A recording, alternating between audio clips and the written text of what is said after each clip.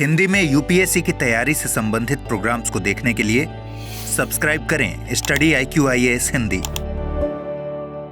Hello students, मैं doctor Pankaj Mishra और study IQ-IAS Hindi के इस प्लेटफॉर्म पर आपका स्वागत करता हूं।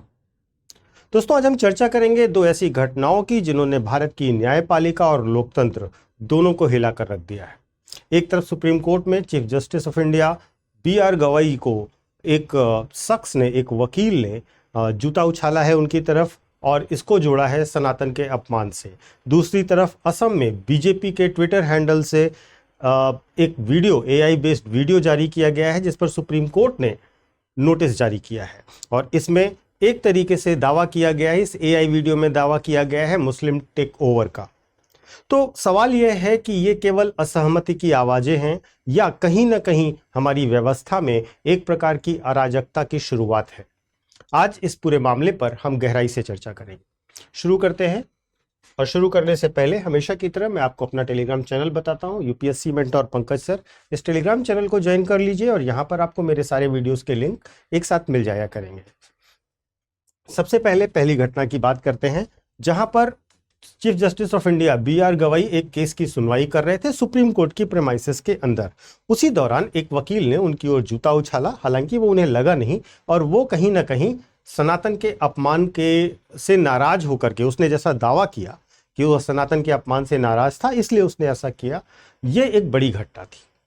यह घटना सुप्रीम कोर्ट के अंदर घटती है, यानी न्यायपालिका के सबसे ऊंची संस्था में।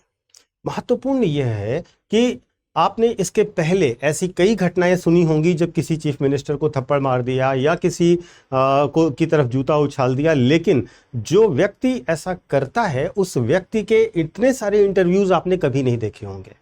ऐसा पहली बार हो रहा है जब उस व्यक्ति को बाकायदा विभिन्न चैनलों में, विभिन्न जगहों पर इंटरव्यू में बुला करके उसकी बात सुनी जा रही है और वो अपनी बातों को डिफेंड कर रहा है, जबकि चीफ जस्टिस की तरफ से उसे माफी दे दी गई, उस पर कोई कार्यवाही नहीं की गई। ये एक बड़ा घटनाक्रम है। वास्तव में इस पूरी घटना के कुछ मायने निकलते हैं। एक मायने निकलता है इंस्टीट्यूशनल सिंबोलिज्म का। देखिए, CJI पर जूता फेंकना केवल या CJI की तरफ जूता उछालना, ये एक व्यक्ति पर नहीं बल्कि एक पूरी न्यायपालिका के विरुद्ध एक हिंसक प्रदर्शन है। यह पूरी व्यवस्था के खिलाफ एक हिंसक प्रदर्शन है और यह एक प्रकार से अपमानजनक भी है।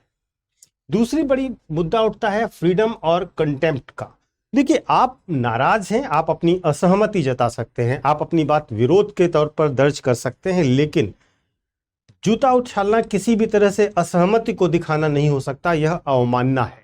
वास्तव में असहमति और अवमानना, इन दोनों के बीच का अंतर यही है कि आप किसी व्यक्ति की, किसी संस्था की, किसी की इंटीग्रिटी पर प्रश्न उठा रहे हैं और ऐसा हिंसक प्रदर्शन कर रहे हैं। तीसरी बड़ी चीज, इसको जो जोड़ा जा रहा है सनातन के अपमान से, ये एक बड़ा मुद्दा है, क्योंकि अब इसे धार्मिक विवाद का रूप देने की कोशिश की जा रही है और मामला अब सिर्फ कोर्ट का नहीं बच रहा, अब ये धर्म और संविधान का भी बच रहा है। अब ये संविधान और धर्म के विरुद्ध एक प्रकार से की गई कार्यवाही जैसा दिखाई दे रहा है।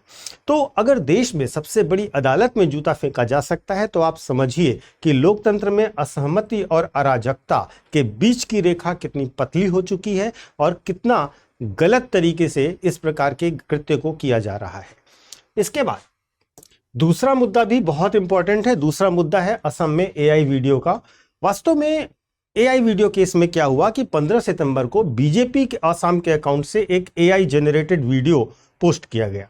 वीडियो में यह दिखाया गया कि अगर बीजेपी सत्ता में नहीं रही तो असम में मुस्लिम टेक ओवर हो जाएगा, यानी कि जो लैंडमार्क्स हैं, जो सरकारी दफ्तर हैं, उन सब पर मुस्लिम कब्जा करते हुए दिखाया गया, यानी एक काल्पनिक और डराने वाला भविष्य दिखाया गया।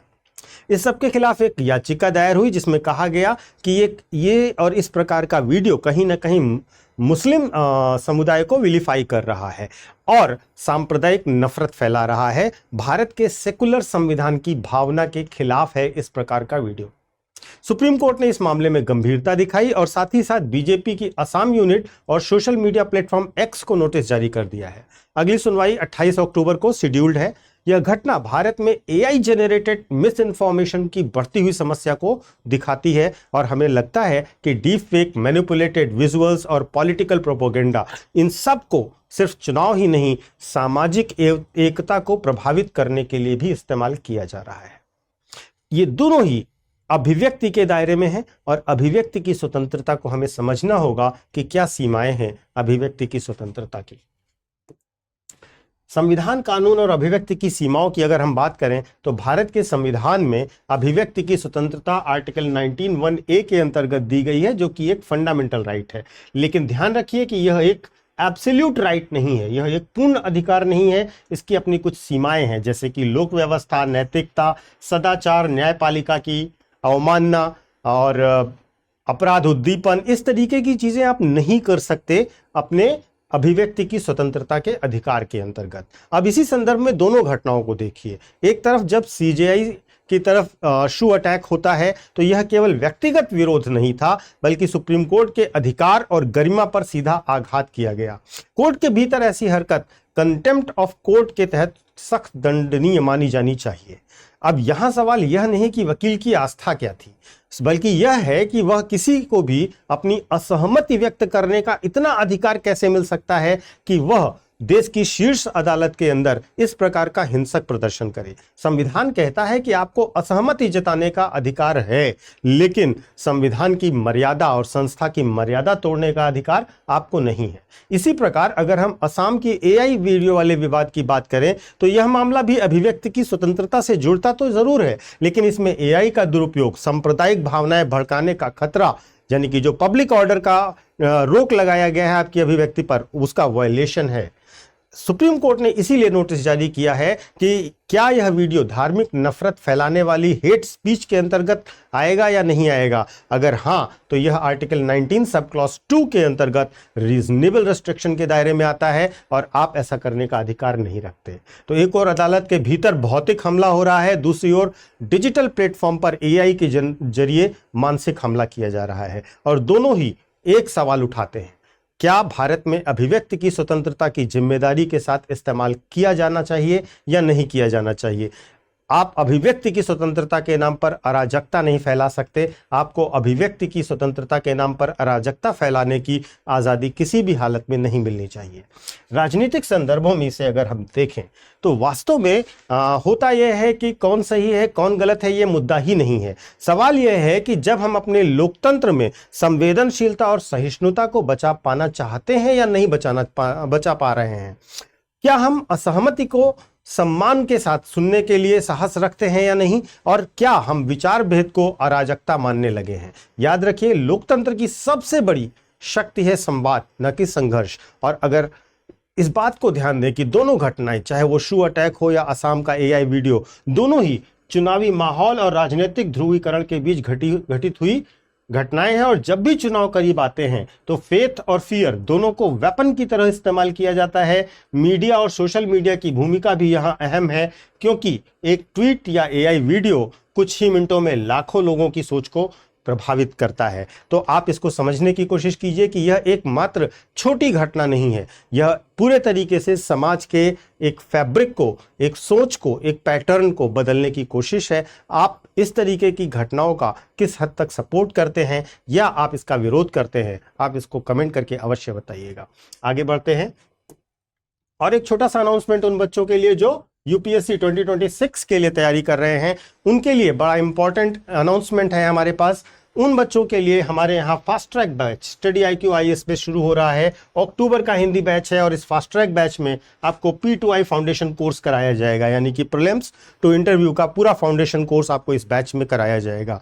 ये बैचेस आपको हिंदी में, इंग्लिश में और इंग्लिश में तीनों माध्यम में अवेलेबल होंगे। आप इसके साथ साथ ध्यान रखिएगा कि 11 अक्टूबर लास्ट डेट है इसके अंदर एडमिशन लेने की। 11 अक्टूबर के बाद यह बैच शुरू हो जाएगा और आप फिर इसमें एडमिशन लेने में सक्षम नहीं होंगे। महत्वपूर्ण क्या है? महत्वपूर्ण यह है कि यह बैच मात्र 7,999 रुपए में दिया जा रहा है, जिसमें आपकी प्री से लेकर इंटरव्यू तक पूरी प्रिपरेशन को मॉड्यूल किया गया है। इसके संदर्भ में डिटेल जानकारी आप हमारे ऐप पर या हमारे वेबसाइट पर जाकर के आप देख सकते हैं। एक बात और ध्यान रखनी है कि जब भी आप हमारा कोर्स लें, आप PK लाइव कोड का इस्तेमाल करें। यह फैकल्टी कोड है, जो कि मेरा फैकल्टी कोड है। इस कोड को लगाते ही आपको मैक्सिमम डिस्काउंट दिया जाएगा और आपकी फीस मिनिमम हो जाएगी। तो PK लाइव कोड को याद रखते हुए इसको जल्दी से जल्दी ज्वाइन कीजिए, क्योंकि 11 तारीख तक ही यह बैच आपके लिए अवेलेबल है। Thank you so much. Study IQ IAS, आपका सिलेक्शन हमारा मिशन।